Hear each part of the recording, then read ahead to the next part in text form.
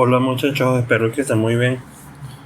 La última clase que vimos, terminamos el tema de las instituciones generales de derecho internacional privado con las instituciones de carácter negativo. Vimos lo relativo al fraude a la ley y a la institución desconocida. Y ahora vamos a comenzar la última gran sección de la materia, que es la parte especial del derecho internacional privado, y partiendo hoy con lo relativo a las personas físicas en el derecho internacional privado. Es un tema, la verdad, bastante corto, en donde veremos algunas precisiones relevantes en materia de personas físicas en nuestra materia. Cuando ustedes vieron al inicio de la carrera la materia de Derecho Civil 1 Personas, estudiaron una serie de instituciones relativas a las personas físicas, todas desde el punto de vista del derecho venezolano, con algunas menciones incidentales del derecho comparado que seguro hacían sus profesores. Esto desde el punto de vista del derecho internacional privado se denomina estatuto personal, que es el conjunto de reglas jurídicas que rigen a las personas físicas. Allí incluimos tanto las normas de derecho además de las normas de derecho internacional privado, que pueden ser de aplicación necesaria, normas materiales especiales o normas de conflicto. De igual forma, al inicio de esta materia, vimos un asunto muy relevante para esta sección y que, bueno, espero que tengan muy en cuenta y que ya manejen en su debida forma, que es el tema del domicilio. Recuérdense que hablamos del domicilio, que el domicilio sustituyó a la nacionalidad como el factor de conexión que rige el estatuto personal. De hecho, para prácticamente todas nuestras fuentes en materia de personas físicas en el derecho internacional privado, el factor de conexión relevante es el del domicilio. Ahora, comenzando con los temas de las personas físicas, un primer gran tema es el de la personalidad jurídica. Entonces aquí nos tenemos que centrar en el tema de la personalidad jurídica. Reconoce que personalidad jurídica es la aptitud, calidad o idoneidad para ser titular de derechos y deberes, dado que una persona es todo ser susceptible de ser titular de derechos y deberes. Entonces la persona es el ente y la personalidad es la cualidad de ese ente. Como recordarán ustedes, según el derecho venezolano, todo ser humano es persona y toda persona tiene cualidad para ser sujeto de derechos y deberes, es decir, tiene personalidad jurídica. Podemos decir con tranquilidad que ese es un principio moderno del derecho recogido en nuestro artículo 16 del Código Civil. El problema entonces sobre la nacionalidad desde nuestro punto de vista no es tanto si la persona la tiene o no, porque lo hemos visto que en efecto la tiene, sino en los límites temporales, es decir, cuándo comienza y cuándo termina. Según el derecho venezolano, específicamente el artículo 17 del Código Civil, todo ser humano que nace vivo se tiene como persona y por ende tiene personalidad jurídica. Ahora, si bien no hay una norma que así lo indique, se entiende que para el ordenamiento jurídico venezolano, la personalidad jurídica se extingue con la muerte. Por ello, los límites temporales de la personalidad jurídica según el derecho venezolano son el nacimiento vivo, porque asumimos en Venezuela la tesis de la vitalidad, y la muerte como finalización de la personalidad. Hay ordenamientos jurídicos más explícitos en este sentido, porque, por ejemplo, creo que todavía está vigente una norma del Código Civil Federal de México que establece que la capacidad jurídica de las personas se adquiere por el nacimiento y se pierde por la muerte, perdón. No obstante, el sentido de nuestro ordenamiento jurídico es el mismo del sistema mexicano, a pesar de que no tenemos una norma como ese artículo 22 del Código Civil Federal, que es más explícita que nuestra regulación del Código Civil.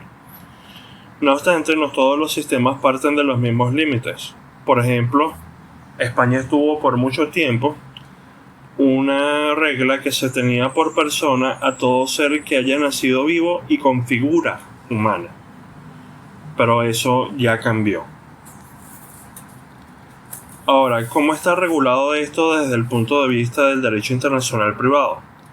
Pues comenzando en el orden de nuestro sistema de prelación de fuentes con el artículo 1 de la Ley de Derecho Internacional Privado y comenzando con el Código Bustamante, vemos que en cuanto al inicio, el artículo 28 indica que se aplicará la ley personal para decidir si el nacimiento determina la personalidad y si el concebido se le tiene por nacido para todo lo que le sea favorable, como para la aplicación de la teoría de la viabilidad y los efectos de la prioridad del nacimiento en el caso de partos dobles o partos múltiples.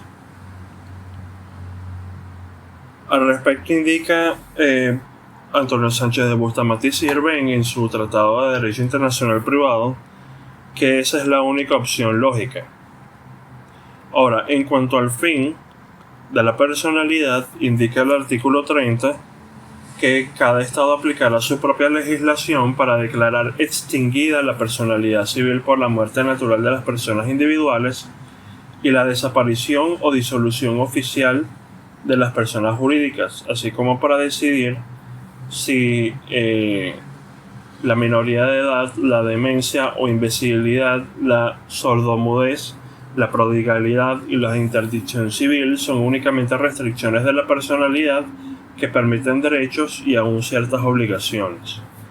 Hay unos términos que ya están un poco pasados de fecha, por así decirlo, pero recuérdense que el Código de Bustamante es un instrumento que fue adoptado hace casi unos 100 años. En 2028 se cumplen exactamente 100 años de su adopción. Entonces, ¿qué aplicará Venezuela en estos dos casos? Estas dos normas del artículo 28 y 30 del Código Bustamante la tenemos que conectar con el artículo 7 del propio Código Bustamante, que nos indica que cada estado contratante aplicará como ley personal la de su domicilio, la de la nacionalidad o la que haya adoptado o adopte su legislación interior.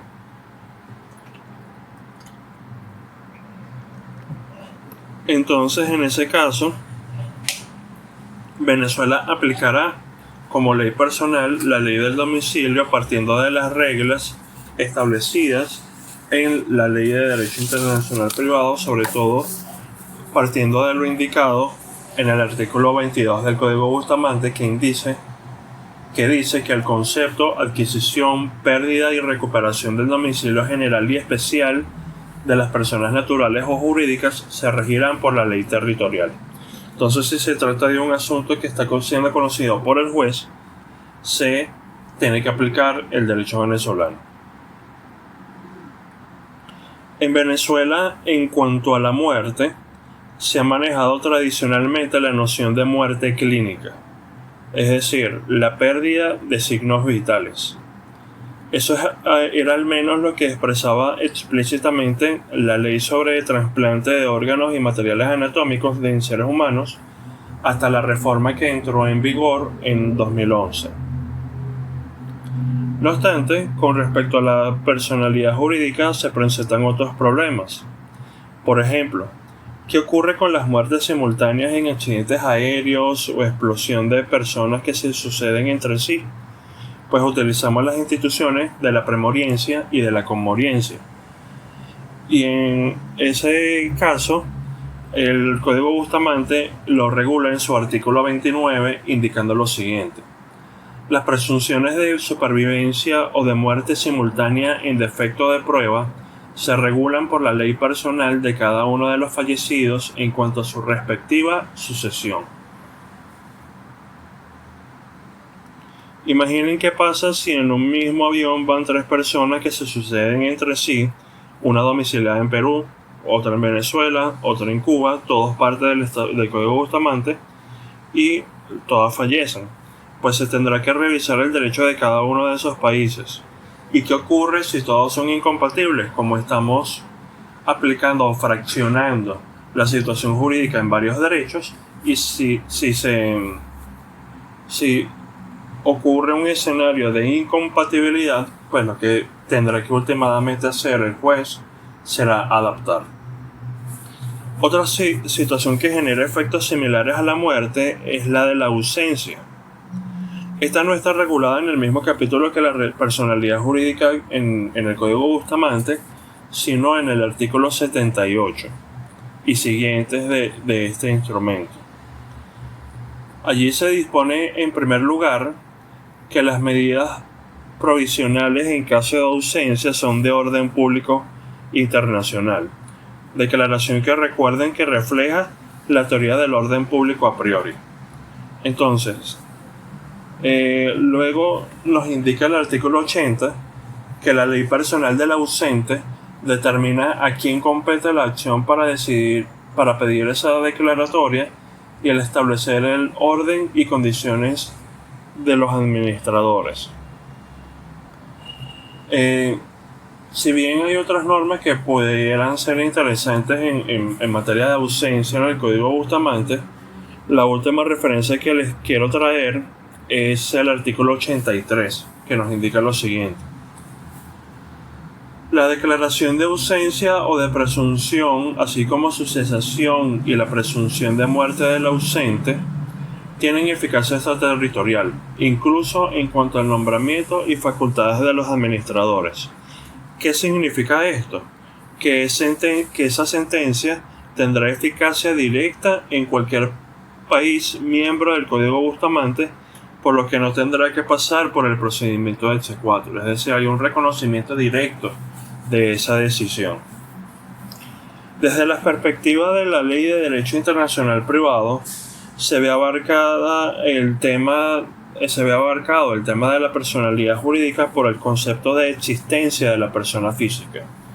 Esto significa que las cuestiones de quién se considerará nacido y por ende persona, los derechos que les corresponden al nasciturus, o bien lo relativo a la extinción de la personalidad producida por la muerte natural de las personas, incluyendo los casos de premoriencia y conmoriencia, estarán regulados por el artículo 16 de la Ley de Derecho Internacional Privado. Recuérdense que esa norma nos indica lo siguiente: la existencia, estado y capacidad de las personas se rigen por el derecho de su domicilio. Luego tenemos como segundo gran tema relevante en el asunto de las personas físicas, la capacidad. Recuerden que en este punto se diferencia entre capacidad de obrar, entre capacidad de goce y capacidad de obrar. Recuérdense que la capacidad de goce es la medida de la personalidad, es decir, la medida de la aptitud para ser titular de derechos y deberes. Por otro lado, la capacidad de obrar es la aptitud de la persona para realizar actos jurídicos válidos por voluntad propia. Dentro de esta capacidad de obrar tenemos 3 subdivisiones que ustedes recordarán, que son la capacidad negocial, la capacidad delictual y la capacidad procesal. Es decir, la aptitud para suscribir o contraer negocios, la capacidad para responder por hechos ilícitos y la capacidad para realizar actos procesales válidos, respectivamente. En derecho comparado, la solución conflictual relativa a la capacidad se debate entre dos posturas. En primer lugar, aplicar la ley personal, es decir, la ley del domicilio o la ley de la nacionalidad de quien se discute la capacidad. O aplicar la lex causa, es decir, la ley que rige el contenido de la relación con respecto a la cual se discute la capacidad o incapacidad del individuo. Por ejemplo, si se está discutiendo el asunto de la capacidad de una persona para donar, pues se buscará tal solución en el derecho que rige el fondo de la donación. De estas dos opciones, nuestro sistema opta por el de la ley personal. Así, en el Código Bustamante, tenemos que en el artículo 27 se nos indica lo siguiente: la capacidad de las personas individuales se rige por su ley personal, salvo las restricciones establecidas para su ejercicio por este código o por el derecho local. De nuevo, esta norma la tenemos que conectar con el artículo 7 del Código Bustamante. Ahora, hay un punto importante acá, y es que el Código Bustamante no diferencia entre capacidad de goce y capacidad de obrar, sino que se refiere a esta institución en forma general. En sus comentarios, Bustamante tampoco diferencia, sino que se refiere a la forma general. Entonces, como remite a la ley personal a través de ese artículo 7 y de ese artículo 22 del Código Bustamante, tenemos que aplicar entonces las normas de domicilio de la Ley de Derecho Internacional Privado. Ahora, deben tener claro que desde la perspectiva de la Ley de Derecho Internacional Privado, artículo 16, se regula la capacidad negocial en general. Ello porque la capacidad delictual se rige por la ley aplicable al hecho ilícito, artículo 32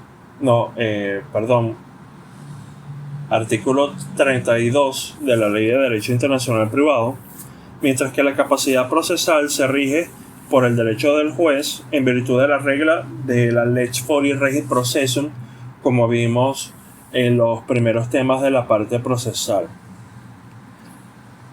Hay otros actos que por su especialidad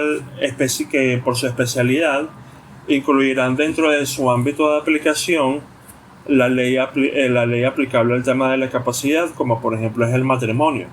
En cuanto al matrimonio, los requisitos de forma y fondo están regulados por el artículo 21 de la Ley de Derecho Internacional Privado. Ahora, dentro de las capacidades, también hay una excepción que se presenta cuando el juez tiene ante sí un acto que no es válido por las normas de capacidad.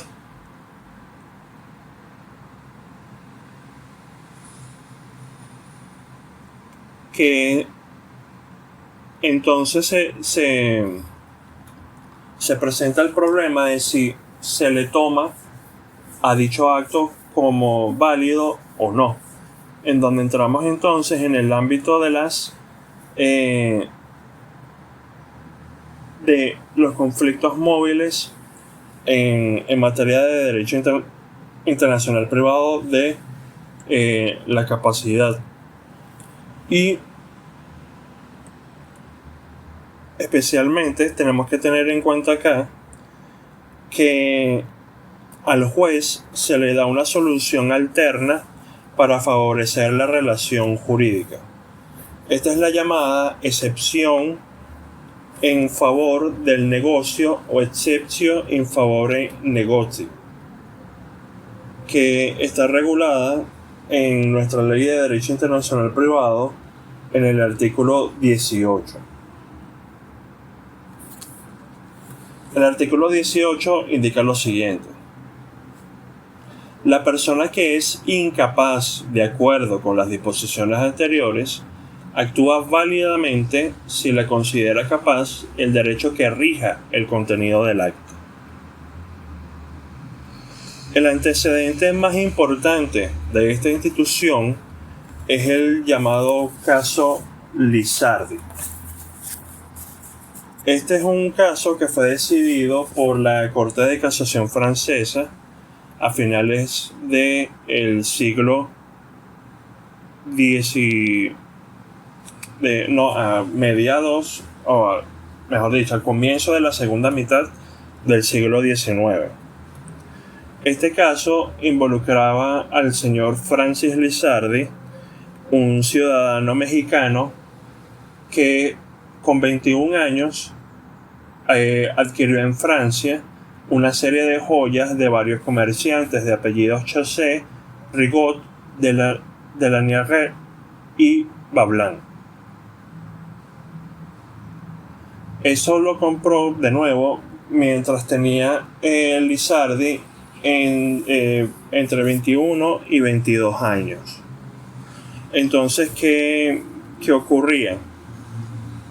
Que para ese momento estaba en vigor una normativa del ordenamiento civil mexicano que para Francis Lizardi era su ley personal, su ley de la nacionalidad, que indicaba que la mayoría de edad se adquiría a los 25 años.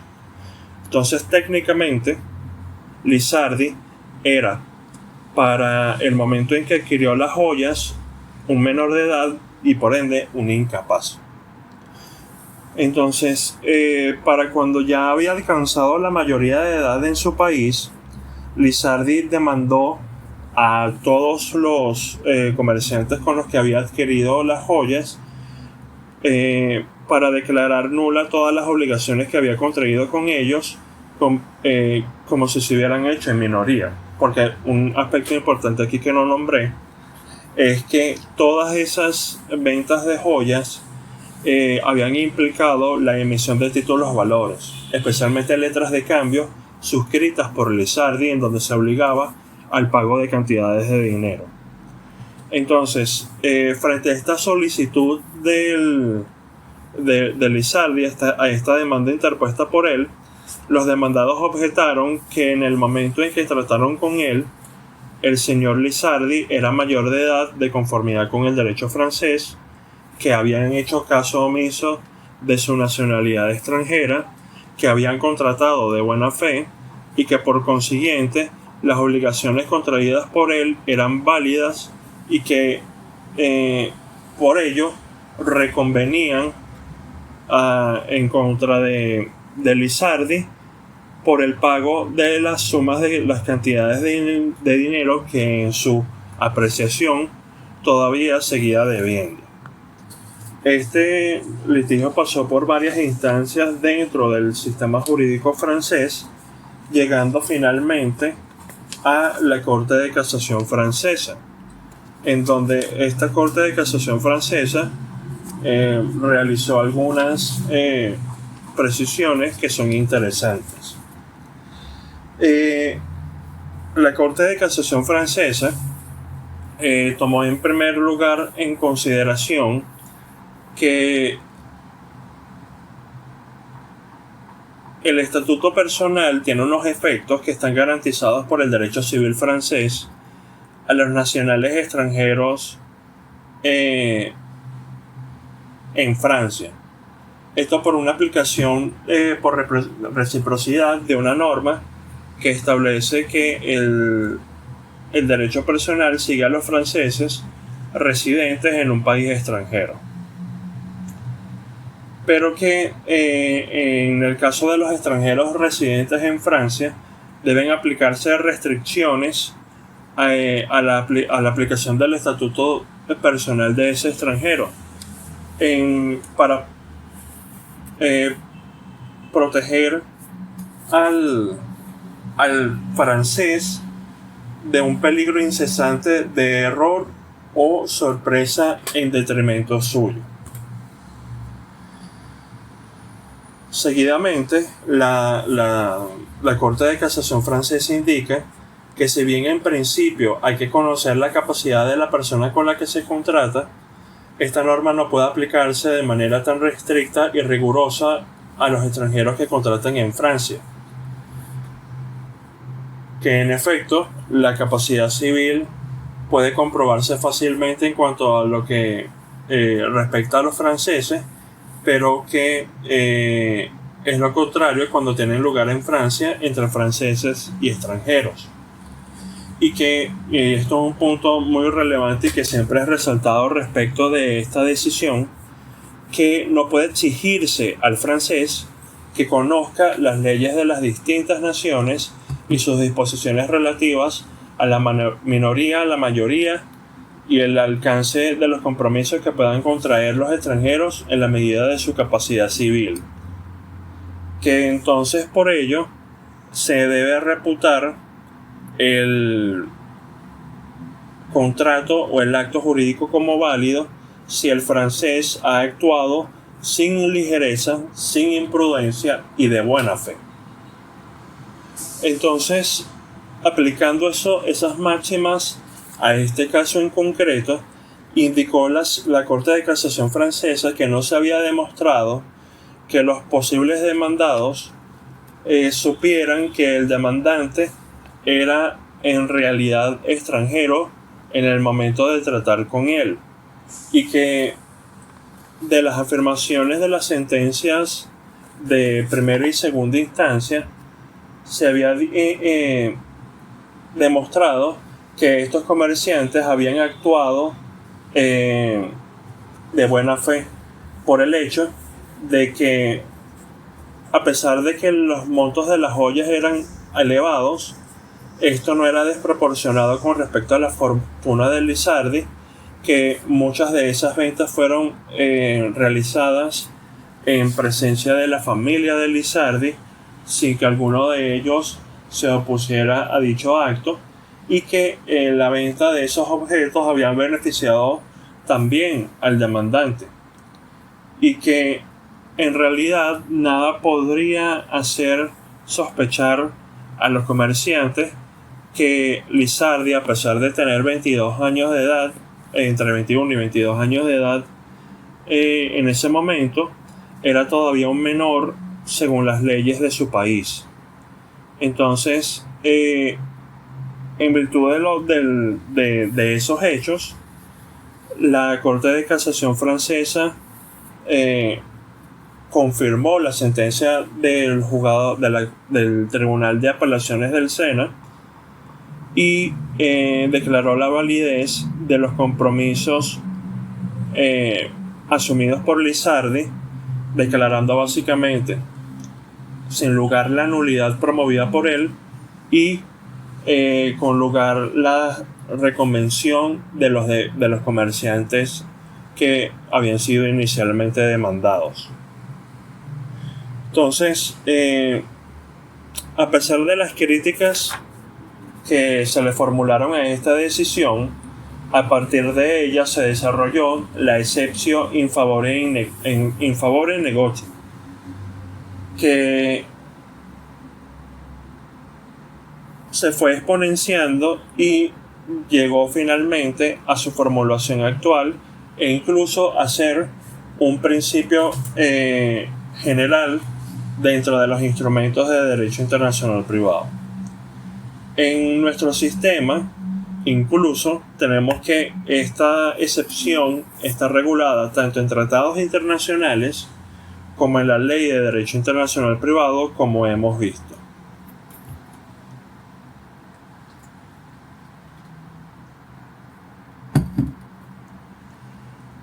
En los tratados internacionales vemos que el Código Bustamante no dispone nada sobre este particular.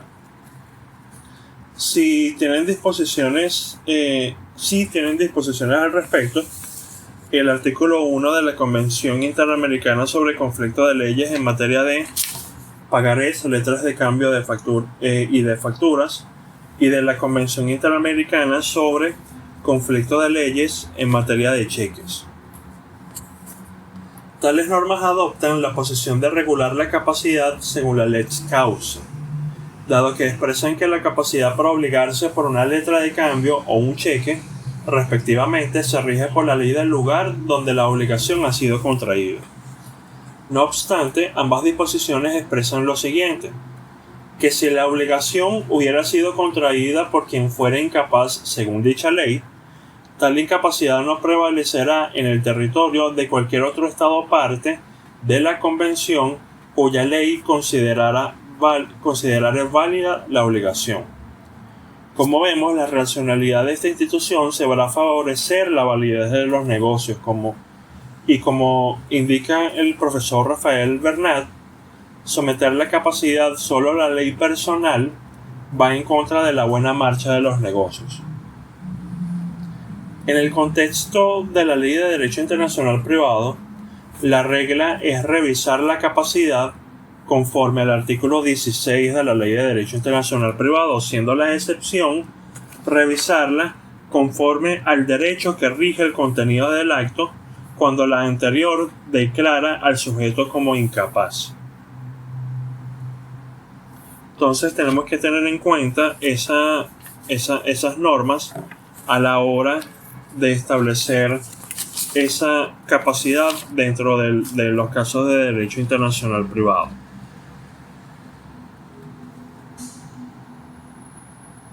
Adicionalmente, dentro de la capacidad, tenemos otras normas que nos pueden ser relevantes. Vamos a ver este planteamiento. Una persona cumple los 18 años acá en Venezuela y suscribe un contrato internacional. Y luego emigra a un país donde la mayoría de edad es a los 21 años, estableciendo allí su domicilio. ¿Ese cambio de domicilio puede cambiar la capacidad?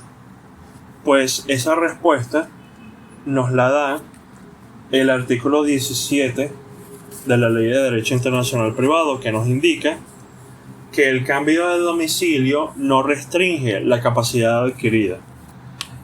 Y esta es básicamente una manifestación especial de el cambio de los derechos adquiridos. Ahora, el fundamento de esta norma es que el cambio de ley personal no puede ser retroactivo y no puede lesionar los derechos adquiridos conforme a la ley personal primigenia. Entonces, si yo contraje actos válidos según mi ley personal venezolana, no puedo luego verme lesionado en esas relaciones por el hecho de que mi nueva ley personal tenga un régimen de capacidad distinto. ¿Qué ocurre si la situación es la contraria? Por ejemplo, tengo 16 años acá en Venezuela, siendo por ello incapaz, y cambio mi domicilio a Londres, Reino Unido, en donde la capacidad de obrar se adquiere a los 16 años. Pues se entiende que en primer lugar todos los actos que yo realice de ahí en adelante son válidos, debido a que ya soy capaz según mi nueva ley personal. El asunto sería sobre los actos que fueron realizados durante la ley personal anterior, en donde se puede preguntar si podrían ser convalidados bajo la nueva ley personal. Eso es bastante discutido desde el punto de vista de la doctrina, pero en Venezuela se podría admitir esa convalidación en virtud de que el requisito de la capacidad es un requisito de validez, no de existencia de los contratos, por ejemplo. Pero eso también va a depender mucho de lo que indique el derecho del fondo de ese acto y cómo tome al requisito de la capacidad. Luego tenemos el artículo 19 de la Ley de Derecho Internacional Privado, que establece también un asunto sobre las personas físicas. Esta norma indica lo siguiente: no producirán efectos en Venezuela las limitaciones a la capacidad establecidas en el derecho del domicilio que se basen en diferencias de raza, nacionalidad, religión o rango. Recuérdense que este precepto es una formulación especial del orden público con una función positiva, en el sentido de que si se se rechaza la aplicación del derecho extranjero, pero con el fin de proteger el derecho de la igualdad y la capacidad de los individuos en cuestión. Finalmente, si bien esto no lo verán allí en el esquema de clase, un tema relevante en materia de las personas físicas también lo es los derechos de la personalidad. Es decir, aquellos derechos subjetivos, privados, absolutos, que posee todo ser humano por el hecho de serlo, y que protegen la esencia de la personalidad y sus más importantes elementos o atributos. Sobre ellos se ha discutido si se encuentran incluidos en el estatuto personal. La mayoría de la doctrina en derecho internacional privado se pronuncia sobre la negativa, con la salvedad del derecho a un nombre, que efectivamente se encuentra en el ámbito del estatuto personal. Para Aranguren, el profesor Gonzalo Aranguren justifica esto en el vínculo entre el individuo, su nombre y apellido, y en general su constitución como un elemento esencial para su identificación. Él indica que el nombre civil, compuesto de nombre y apellido, es la forma más importante de identificación de una persona, y que esto debería también entonces entenderse regulado por la ley personal. Este asunto, bajo el régimen del Código Civil, se veía regulado por el derecho de la nacionalidad, y a nivel doméstico no se permitía el cambio del nombre civil, salvo casos muy excepcionales, por ejemplo en materia de adopción. Pero hubo casos en donde se aceptaron de alguna forma leyes extranjeras, decisiones extranjeras en materia de cambio de nombre. Ahora, se admite que en Venezuela lo relativo al nombre civil se regula por la ley personal mediante el artículo 16 de la Ley de Derecho Internacional Privado, dado que se ve abarcado por una noción amplia de Estado. Pero hay otros criterios. Dentro del mismo de la ley personal, pero referida a la nacionalidad, vemos que el convenio de Múnich de 1980 relativo a la ley aplicable a los nombres y apellidos prefiere esta institución de la nacionalidad. Pero este es un convenio que no está vigente para Venezuela, sino que lo tomo nada más como referencia dentro de ese asunto. Ahora, en materia de nombres, vemos que pueden verificarse algunas instituciones generales de derecho internacional privado. Por ejemplo, la cuestión incidental, por ejemplo, el nombre que depende de la ley de la validez del matrimonio, de la validez de una adopción, el fraude a la ley para poder favorecer, por ejemplo, el cambio de nombre, o incluso la institución desconocida en el caso, por ejemplo, del llamado middle name, que sobre todo es una institución bastante característica del sistema estadounidense. Ahora, relacionado con este tema de la capacidad, tenemos lo relativo, obviamente, a las incapacidades, su régimen y las instituciones de protección que se presentan en su virtud. Pero esto lo veremos más adelante en otro tema. Si tienen alguna duda sobre este tema, me lo pueden indicar. La idea sería que cuando veamos la clase de resolución de dudas de estas grabaciones, veamos algunos casos que puedan ser interesantes resolver en virtud de lo indicado en esta grabación. Entonces, cualquier cosa que no haya quedado clara, la podemos resolver a través del chat o la podemos ver en esa clase de resolución de dudas que estimo que va a ser la semana que viene.